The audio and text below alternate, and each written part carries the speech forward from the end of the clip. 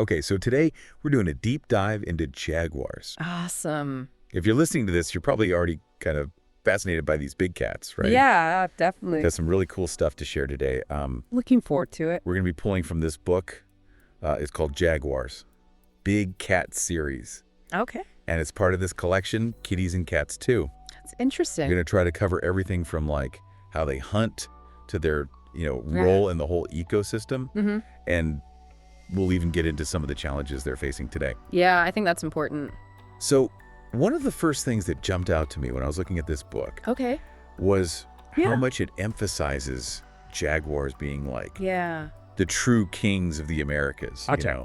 They're not just the biggest cat on the whole continent, Right. and they're found from like Central America all the way down to the southern tip of South America. Huge range. Yeah, they're pretty much everywhere down there. Yeah. It's amazing how they've adapted to so many different types of environments, too. Yeah, that really stood out to me as well. Like Yeah. those descriptions of their appearance, like, with those rosettes and spots, you can really picture them moving through the jungle. Oh, yeah, absolutely. And the book makes it clear that, that coat pattern isn't just for show. Right. It's perfect camouflage. Yeah. And the dappled sunlight of the forest or even the tall grass of the savannah Totally blends them in. makes you think like, what would it be like to actually encounter one in the wild? Yeah. That'd be something else. Pretty intense, I think. A little intimidating, for sure. But thinking about encountering them in the wild, there was this one thing that really stood out to me in the book. What's that? It was their comfort in the water. Ah, yeah. Like, you don't really think of big cats as being good swimmers, No, not really. but jaguars are totally at home in the water. It's wild, right? Yeah, and the book highlights how they actually use rivers and wetlands to hunt. Makes sense. Expands their hunting grounds. It really sets them apart from other big cats like lions or tigers. Huge advantage. They can ambush all sorts of prey in the water. Fish, turtles. Even caimans. Yeah, I know. It's incredible. Caimans. That seems so dangerous. It is. How do they even manage to take down something like that? Well, it all comes down to their bite. Oh, The book explains that jaguars have one of the strongest bites. really? Oh, yeah, among all big cats. Wow. And they use it in a very particular way.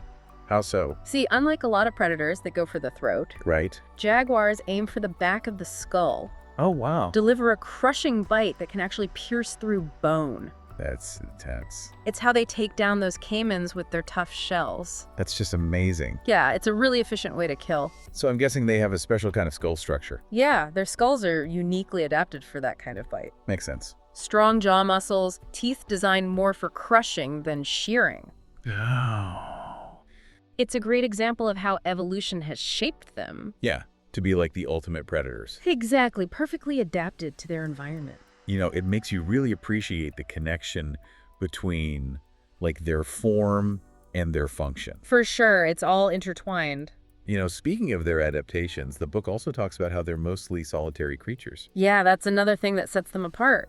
I was wondering about that. Like, Yeah. what's the advantage of being solitary when you're, at the top of the food chain? Well, it's all about strategy Oh, yeah. and maintaining balance. In the ecosystem. Exactly. Right. By having their own large territories. Right. They avoid competing directly for resources. Makes sense. That way, they always have enough prey. Right. And it also prevents them from, overhunting in any one area. So it's actually a way to keep the whole ecosystem healthy. Exactly. It's a natural form of population control. So by being solitary, they're actually helping to maintain biodiversity. Absolutely. That's fascinating. It is. It shows how everything is connected. Yeah. But unfortunately, like the book points out, that balance is kind of being threatened. Yeah, that's the sad part. Jaguars are now classified as near threatened. It's a real concern. It's really sad to think that these amazing creatures are facing such challenges. It is. So what are the biggest threats to them right now? Well, it's mainly us, human activity. Ah, The okay. biggest problem is habitat loss. Right, deforestation and all that. Exactly. Forests are being cleared for agriculture, mining, development. And that leaves them with less and less space. Exactly. It fragments their populations. And on top of that, there's also poaching.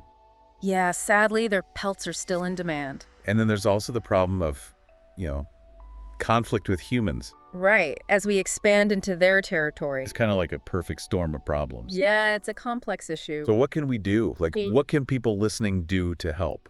Well, the first step is understanding that protecting jaguars isn't just about saving one species. It's about protecting entire ecosystems. Correct. There are organizations doing great work on the ground. Like conservation groups? Yeah, exactly. Supporting them is a great way to make a difference. So donations and stuff like that? Absolutely. Every little bit helps.